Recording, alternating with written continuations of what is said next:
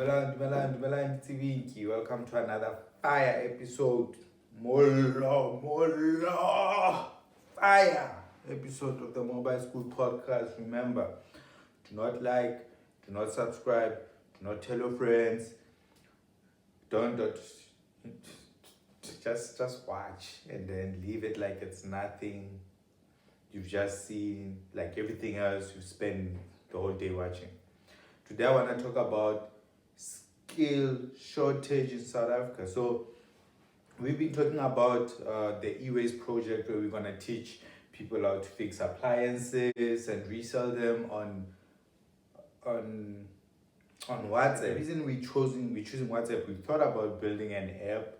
We've thought about building a website where you can go and buy products via the app or via the website. But then we were very encouraged to try something different, and we took some of the things that we saw WeChat doing, and we thought, instead of building a new WeChat for South Africa, why don't we use that WhatsApp, which already has like a lot of features that you can use, from payment and everything to ordering stuff, but create a small super app.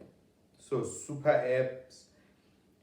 super app within a super app. That's what we're gonna try to do. So we're in negotiation with a few people. We've spoken to a bank, and we're also gonna speak to another bank to talk about their product, which allows people to pay via WhatsApp. So the reason we have to go through a bank that's recognizable is just a simple situation of branding.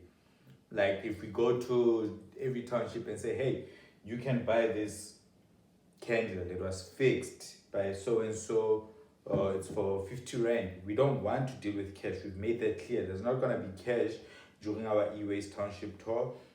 So you can tap or you can pay via a QR code. So that's what we're trying to negotiate with the banks, and to just make them understand that we don't want to deal with cash. And the reason we're trying to move black people in the townships away from cash is to make them understand that they are missing out on the digital economy by not participating. And you might think, how are they missing out since black people are the consumers? Also, that thing needs to stop, that black people are just the consumers. Black people also sell stuff in the townships.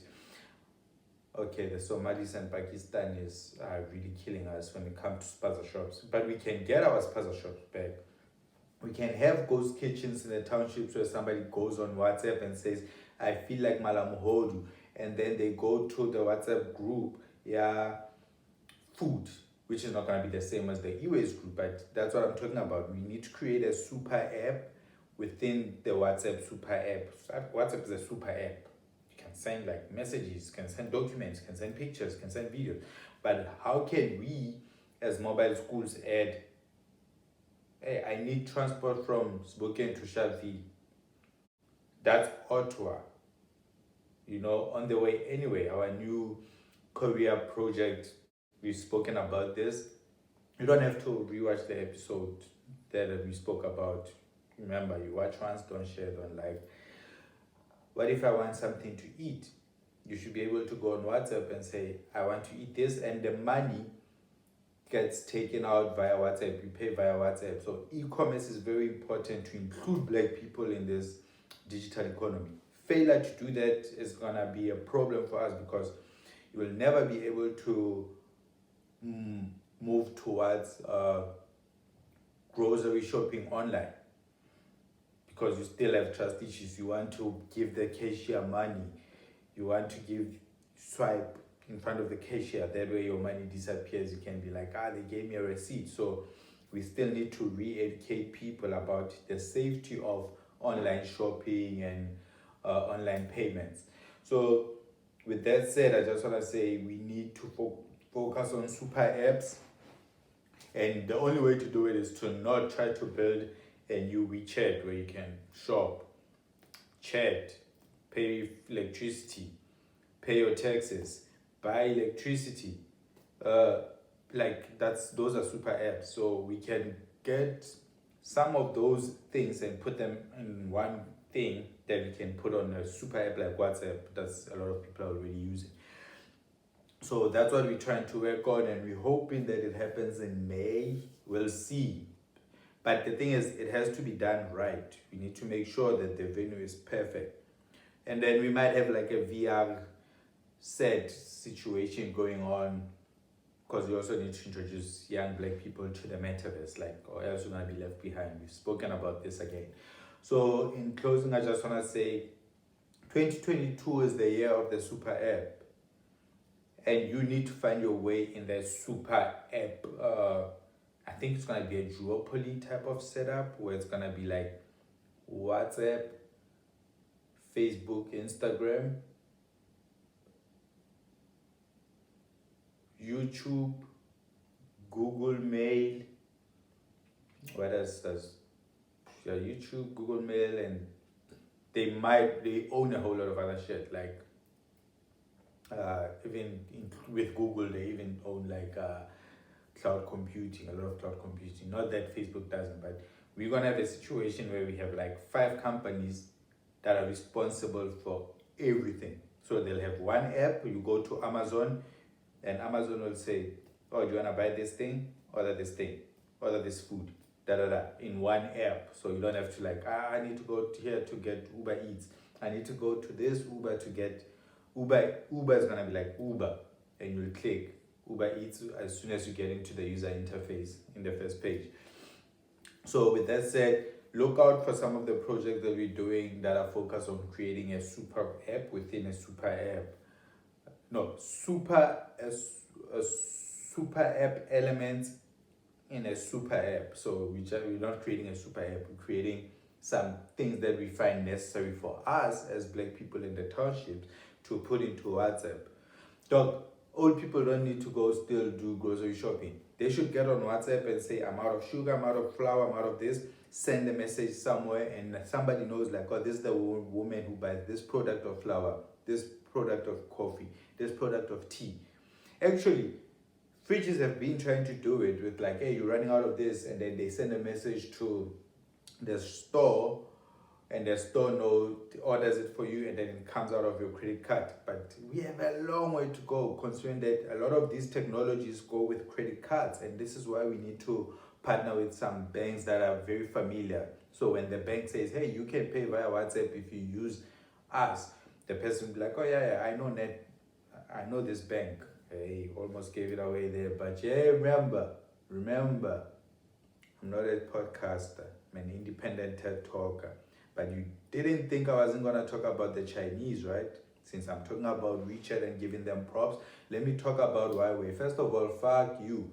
I've sent you a lot of emails saying, hey, I'm working on this idea to teach women in the townships how to fix cell phones so they can start small businesses, and I have never received a response. And I kept asking, like, that's such an easy thing that any company would want to be involved in. Now it makes sense. Huawei has been hiring 90% Chinese people in the country. First of all, let's not even talk about the issue of safety for our privacy and our data. That's another topic. It's not like Apple is not keeping our data. It's not like your Samsung is not taking our data. The problem is, what is it that they do with the data? And we've seen what all these other companies do with our data. Apple will claim that they protect us. We've never had a scandal where they haven't protected it. Samsung takes a lot of your information. Android, Google takes a lot of your, as an operating system, they have a lot of your shit. They have a lot of it. But to have a company come to a country like South Africa, and this is coming back to what I started with, like skill shortage, to have a country say we are struggling in creating jobs, so we want foreign direct investment. It's fucked up for that foreign investment company to come in, set up, and and I wouldn't be surprised if you find out that the offices of Huawei in South Africa were built by the Chinese who flew in to build for cheap. They flew in motherfuckers to come work there. So 90%, like, I don't think you guys understand. 90% is a big number. Even if they just call center aid, what the fuck are they doing with 90% of people? Like, when you call and you say you want to speak in Zulu, who the fuck answers that call? If 90% is only like fucking Asian people. And I don't have a problem with the people, I just have a problem with the company just deciding, fuck black people, they can't do this shit. But we shouldn't be wasting time with that. We already did that with white people. We're like, oh, white people love us. White people, we also capable. White people give us opportunities. White people, please. These structural racist institutions are making it harder for us to go forward. But we have that experience complaining about white people creating institutions that favor them. We are not spending another 10 years complaining about the Chinese. We've been through this. We know how this operation works. We just need to start building our own shit. But how do we fucking build our own shit when we are trying to create phones and the government is giving people millions? What the fuck was that for? Rather. Some woman was trending because she was supposed to promote it and they got a lot of money and the guy disappeared with money. We need a government that promotes innovation. And the government tries to promote innovation, but there's so many corrupt people within the government that they think, how can I steal money? Instead of creating like a South African made phone, because it's also made in Rwanda. So yeah, it's like two countries that we're gonna sell it and it was gonna be like a shop. They open one shop in Soweto, the shop is closed. What the fuck are we talking about? Look, we are not going to complain about the Chinese hiring 90% of their people. We stop it. It's either we stop buying their products so they can fuck off, we build our own products so they can still fuck off. But 2022 is the year of the super app, it's the year of black people, it's the year of people that want progress for Africa. Like we are not doing that begging thing. We are not going to go to Huawei and say, oh please give us jobs. You don't even have to give us serious jobs. We can be call center agents. Nah.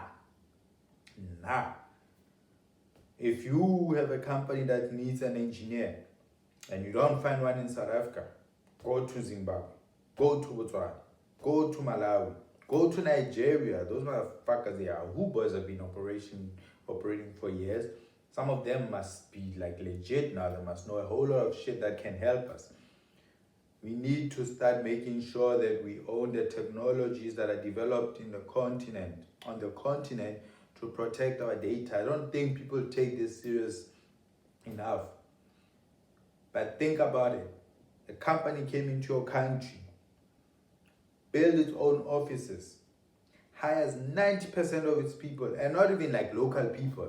That's the issue. It's not like they were like, oh yeah, we'll hire. You know how white people do it in South Africa? When they have a company, they hire their own South African people in better positions, and they put in like 3 black people that will do the media shit, and then they still run their shit. Nah. The Chinese are like, fuck that shit. Fuck that. We are going to fly them out here. You don't even know how much they're getting paid. Another thing that came out, they don't even have fucking work visas. How the fuck does the government... Yo, South Africa is a banana republic. South Africa is a banana republic.